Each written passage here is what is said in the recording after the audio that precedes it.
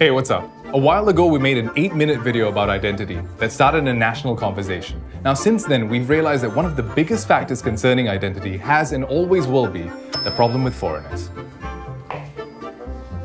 We'll try to keep this video a bit shorter this time. Look, the Singaporean economy and GDP growth rates are not what they used to be.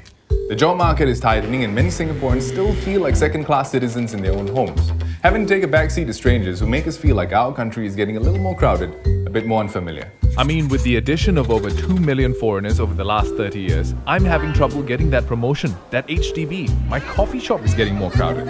I can't even get on the train from Dhoby Ghaut to City Hall.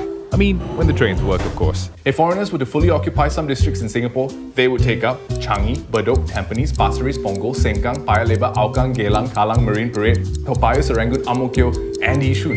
Okay, they can have Yishun. There are a whole range of anxieties us Singaporeans have under our skin, and clearly it's not as straightforward as a simple case of xenophobia.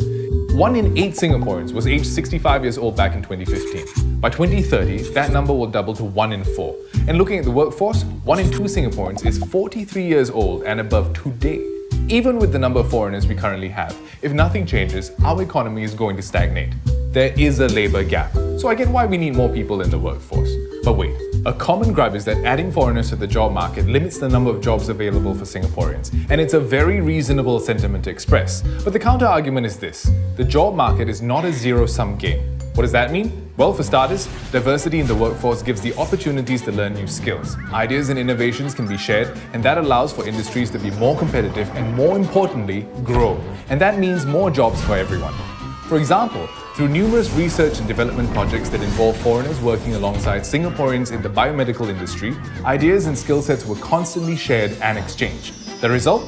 The industry's manufacturing output increased by 5-fold. For every 3 foreigners employed for HQ operations, there are about 7 locals. In fact, if you think about it, how many less jobs would we have if none of these companies set up shop here? With larger and fiercer economies competing for this globally mobile workforce, losing the foreigners who could be creating jobs and opportunities on our shores only means that they will do it somewhere else. Of course, we cannot continually rely on adding foreigners to our workforce to solve the problem. And we're not. They're talking about building an economy that's dynamic, having a workforce with quality, nurturing local talents, grooming more startups, and supporting more research and development. It's a means to become more productive. The end goal? Less people required, more work done. But hey, regardless of the reasons and rationales, is not going to take away the pain and the frustrations many Singaporeans inevitably feel. Our houses are not going to get bigger. Starting a family is not going to get cheaper. Sometimes it feels like we're expected to run faster than we can manage just to survive in our own country. And I know that we're sick and tired of hearing about what our forefathers did. But the truth is, it wasn't easy for them either. But through it all, the uncertainty, hardship, and imperfect solutions, they made it more comfortable for us. And if we brave the storms and embrace the discomfort, we can make it a little more comfortable for the ones that come after us. Maybe one day they'll be sick and tired of hearing about what we did for them.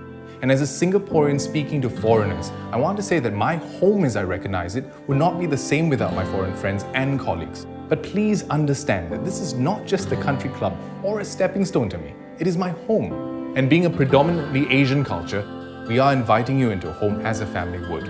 With respect, understanding, and a willingness to embrace the future we can build together, we'll find that we have just as much to teach each other as we have to learn. Majulah.